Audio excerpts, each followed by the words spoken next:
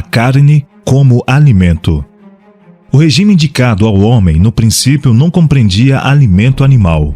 Não foi senão depois do dilúvio, quando tudo quanto era verde na terra havia sido destruído, que o homem recebeu permissão para comer carne. Escolhendo a comida do homem no Éden, mostrou o Senhor qual era o melhor regime.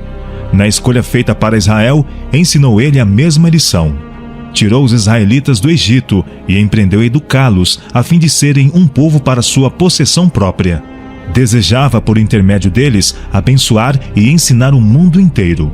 Proveu-lhes o alimento mais adaptado ao seu desígnio. Não comer carne, mas o maná, o pão do céu. Foi unicamente devido a seu descontentamento e murmuração em torno das panelas de carne do Egito que lhes foi concedido alimento cárneo, e isso apenas por pouco tempo. Seu uso trouxe doença e morte a milhares. Apesar disso, um regime sem carne não foi nunca aceito de coração. Continuou a ser a causa de descontentamento e murmuração, franca ou secreta, e não ficou permanente. Quando se estabeleceram em Canaã, foi permitido aos israelitas o uso de alimento animal, mas com restrições cuidadosas, que tendiam a diminuir o mal. O uso da carne de porco era proibida, bem como de outros animais e aves e peixes, cuja carne foi declarada imunda. Das carnes permitidas, era estritamente proibido comer a gordura e o sangue. Só se podiam usar como alimento animais em boas condições. Nenhum animal despedaçado, que morrera naturalmente, ou do qual o sangue não havia sido cuidadosamente tirado, podia servir de alimento. Afastando-se do plano divinamente indicado para seu regime, sofreram os israelitas grande prejuízo. Desejaram um regime cárneo, e colheram-lhe os resultados. Não atingiram o ideal divino quanto ao seu caráter, nem cumpriram os desígnios de Deus. O Senhor satisfez-lhes o desejo, mas fez definhar a sua alma. Salmo 106, verso 15. Estimaram o terreno acima do espiritual, e a sagrada preeminência que Deus tinha o propósito lhes dar, não conseguiram eles obter. Os que se alimentam de carne não estão senão comendo cereais e verduras em segunda mão, pois o animal recebe destas coisas a nutrição que dá o crescimento. A vida que se achava no cereal e na verdura passa ao que os ingere. Nós a recebemos comendo a carne do animal. Quão melhor não é obtê-la diretamente, comendo aquilo que Deus proveu para nosso uso? A carne nunca foi o melhor alimento. Seu uso agora é, todavia, duplamente objetável, visto as doenças nos animais estarem crescendo com tanta rapidez. Os que comem alimentos cárneos mal sabem o que estão ingerindo. Frequentemente, se pudessem ver os animais ainda vivos e saber que espécie de carne estão comendo, iriam repelir enojados. O povo come continuamente carne cheia de micróbios, de tuberculose e câncer. Assim são comunicadas essas e outras doenças. Pululam parasitas nos tecidos do porco. Deste disse Deus: imundo vos será, não comereis da carne destes e não tocareis no seu cadáver. Deuteronômio capítulo 14, verso 8. Esta ordem foi dada porque a carne de porco é imprópria para alimentação. Os porcos são limpadores públicos e é esse o único emprego que lhes foi destinado. Nunca, sob nenhuma circunstância, devia sua carne ser ingerida por criaturas humanas. É impossível que a carne de qualquer criatura viva seja saudável quando a imundícia é o seu elemento natural e quando se alimenta de tudo quanto é detestável. Muitas vezes são levados ao mercado e vendidos para alimento animais que se acham tão doentes que os donos receiam conservá-los por mais tempo. E alguns dos processos de engorda para venda produzem enfermidade. Excluídos da luz e do ar puro, respirando a atmosfera de imundos estábulos, engordando talvez com alimentos deteriorados, todo o organismo se acha contaminado com matéria imunda.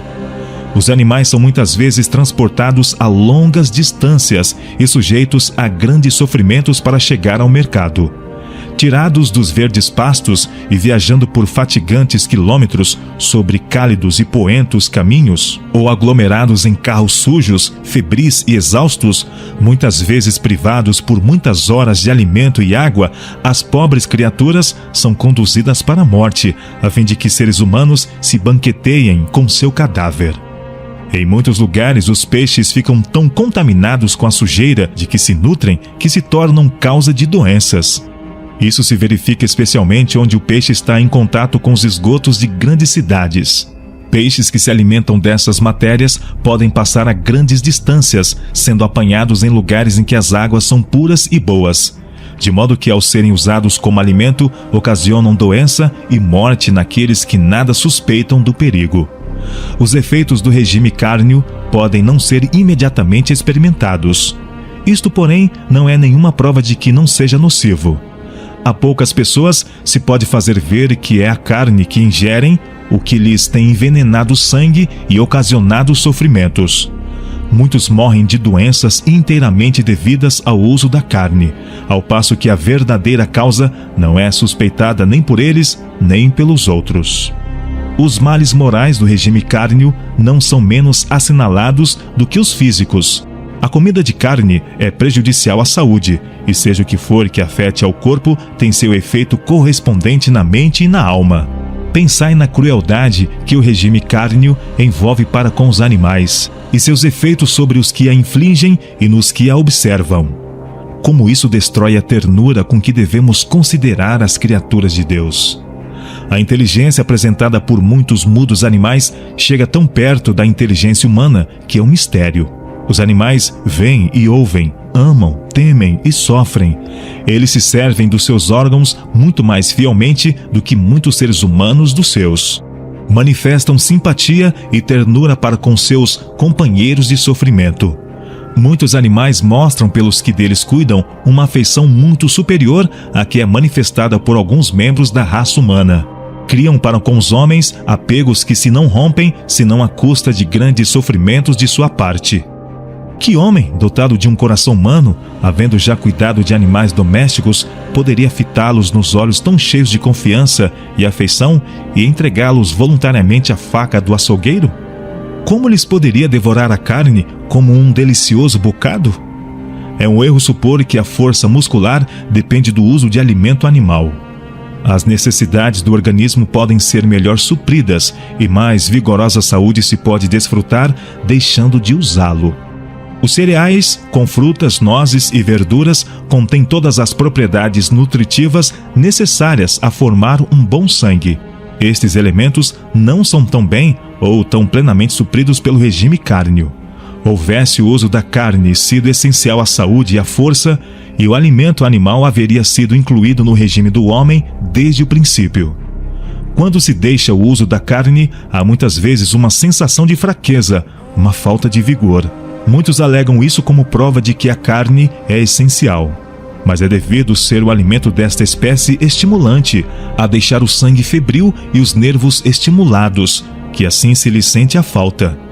Alguns acham tão difícil deixar de comer carne como é ao bêbado o abandonar a bebida, mas se sentirão muito melhor com a mudança.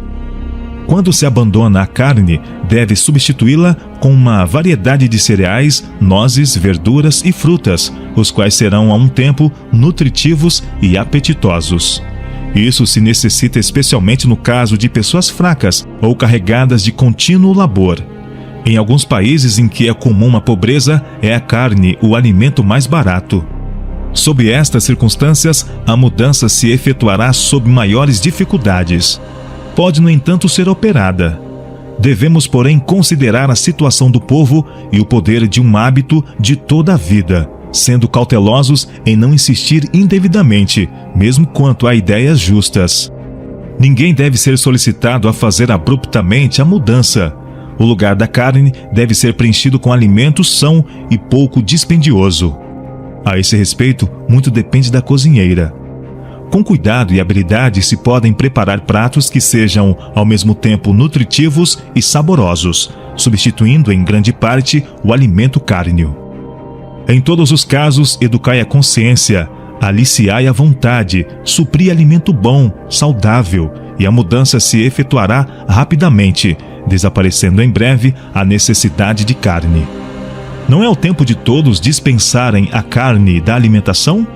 Como podem aqueles que estão buscando tornar-se puros, refinados e santos, a fim de poderem fruir a companhia dos anjos celestes, continuar a usar como alimento qualquer coisa que exerça tão nocivo efeito na alma e no corpo? Como podem tirar a vida às criaturas de Deus a fim de consumirem a carne como uma iguaria? Volvam antes a saudável e deliciosa alimentação dada ao homem no princípio, e a praticarem e ensinarem seus filhos a misericórdia para com as mudas criaturas que Deus fez e colocou sob nosso domínio,